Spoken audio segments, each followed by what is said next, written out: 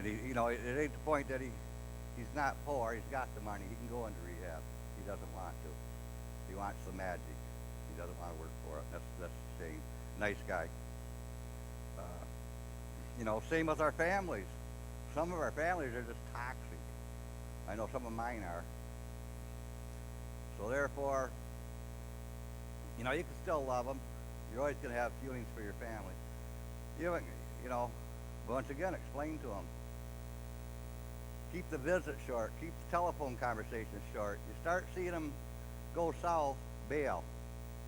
We'll talk later. End it. There's no sense arguing with people. They're never going to smarten up. If you hurt their feelings, well, sometimes you got to hurt feelings to get your point across to people. That's all there is to it.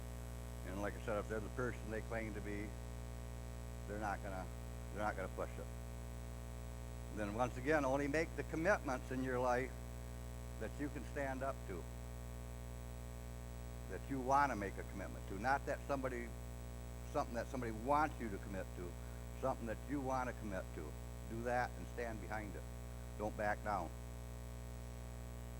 You want to read this, Kirsten? Psalm 141, I want to read this for this certain topic. The whole psalm, will you? Yep, 141. I call to you, Lord. Come quickly to me. Hear me when I call to you. May my prayer be set before you, like incense. May the lifting up of my hands be like the evening sacrifice. Set a guard over my mouth, Lord. Keep watch over the door of my lips. Do not let my heart be drawn to what is evil, so that I take part in wicked deeds, along with those who are evildoers. Do not let me eat their delicacies. Let a righteous man strike me, that is kindness. Let him rebuke me, that is oil on my head. My head will not refuse it, for my partner will still be against the deeds of the evildoers. For my prayer will still be against the deeds of the evildoers. Their rulers will be thrown down from the cliffs, and the wicked will learn that my words were well spoken. They will say, as one plows and breaks up the earth, so our bones have been scattered at the mouth of the grave. But my eyes are fixed on you, sovereign Lord. In you I take refuge. Do not give me over to death. Keep me safe from the traps set by evildoers, from the snares they have laid for me. Let the wicked fall into their own nets, while I pass by in safety. Thank you. So basically, like I say, just don't let anybody drag you down. Stand your ground. I hope you've got new beliefs now since we've been doing this. And, just don't let the evil one in.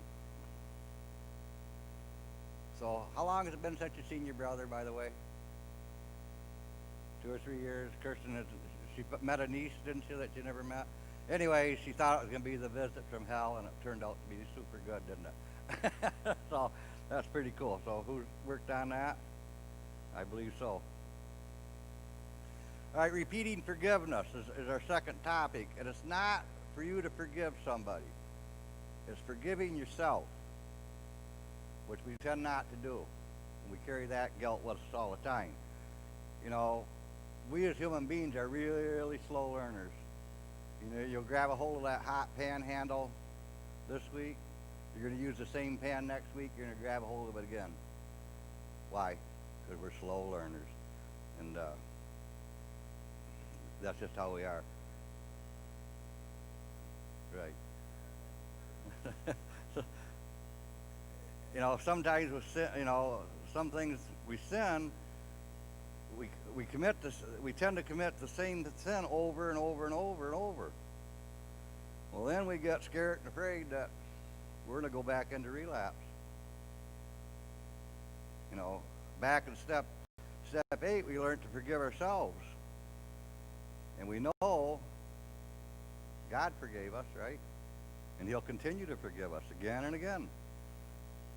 Every time we admit sin and ask God to forgive, which he does, we build our faith, right? Our hope and faith grow stronger. It reaffirms God's love for us and helps us hold our heads up tall no matter what happens. We don't have to walk around looking down at the ground and being ashamed of ourselves all the time anymore, as long as we're working at it. We've been forgiven. Forgive yourself. You can't keep beating yourself over the head, or else you're going to put yourself back into a relapse. Forget it. It's done. It's over with. One more short one, and then and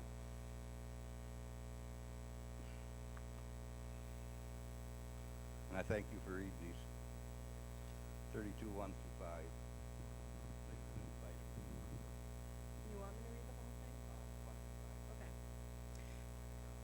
Blessed is the one whose transgressions are forgiven, whose sins are covered. Blessed is the one whose sin the Lord does not count against them, and in whose spirit is no deceit. When I kept silent, my bones wasted away through my groaning all day long. For day and night your hand was heavy on me. My strength was sapped as it is in the heat of summer.